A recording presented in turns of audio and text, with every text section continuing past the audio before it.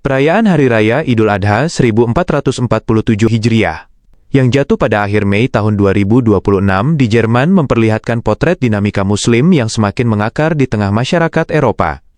Sebagai agama terbesar kedua di Jerman setelah Kristen, Islam membawa warna tersendiri dalam kehidupan sosial budaya setempat. Mari kita bedah bagaimana suasana Idul Adha di sana sekaligus melihat perkembangan Islam terkini di tanah Jerman. Suasana Idul Adha 1447H di Jerman. Merayakan Hari Raya Kurban di negara minoritas Muslim tentu memiliki tantangan dan keunikan tersendiri dibandingkan di Indonesia. 1. Sholat Id yang meluber hingga isu izin kerja. Idul Adha di Jerman bukanlah hari libur nasional resmi, kecuali sebagai hari libur sekolah opsional di beberapa wilayah seperti Bremen dan Hamburg. Karena jatuh pada hari kerja, Rabu, tanggal 27 Mei tahun 2026, banyak Muslim harus mengajukan cuti jauh-jauh hari atau meminta izin beberapa jam kepada perusahaan tempat mereka bekerja untuk melaksanakan sholat Id. Masjid-masjid besar seperti Masjid Pusat Kologen, DITIB, atau Masjid Sehitlik di Berlin dipadati oleh jamaah sejak subuh. Karena kapasitas dalam masjid seringkali tidak muat menampung membludaknya jamaah, sebagian besar pengelola masjid menyelenggarakan sholat Id dalam 2 hingga 3 gelombang agar semua kebagian tempat. 2. Aturan ketat pemotongan hewan kurban. Hal yang paling membedakan dengan di tanah air adalah tidak adanya pemotongan hewan di area masjid atau halaman rumah. Hukum Jerman sangat ketat melarang penyembelihan hewan tanpa pembiusan, Schlachten, demi alasan kesejahteraan hewan, kecuali dengan izin khusus yang sangat terbatas. Oleh karena itu, mayoritas Muslim di Jerman merayakan ibadah kurban dengan 2 cara.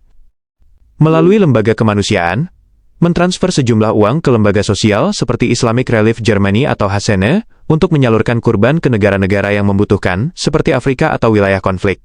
Rumah jagal resmi, memesan hewan kurban ke peternakan atau rumah jagal bersertifikat halal di pinggiran kota yang memiliki izin resmi, lalu mengambil dagingnya beberapa hari kemudian untuk dibagikan.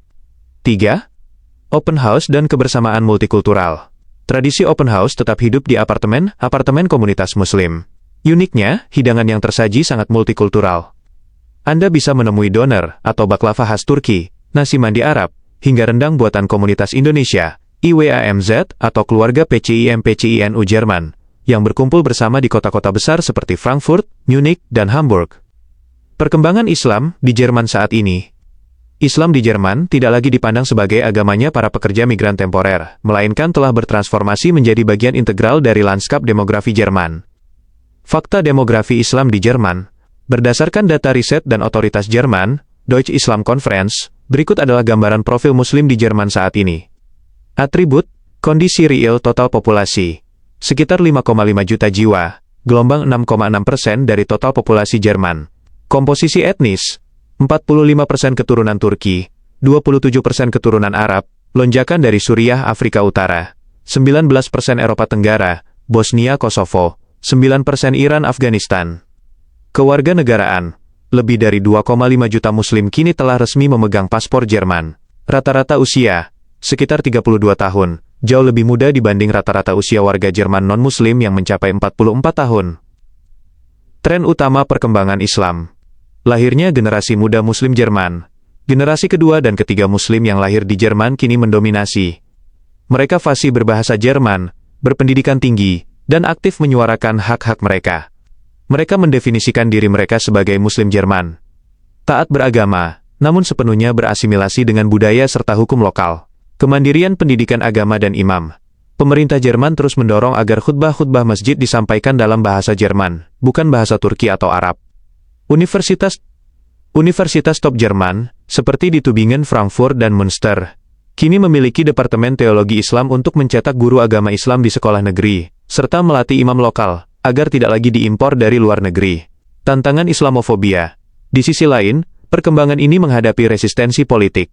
Meningkatnya popularitas partai sayap kanan di Jerman memicu naiknya tensi sosial dan sentimen anti-Islam.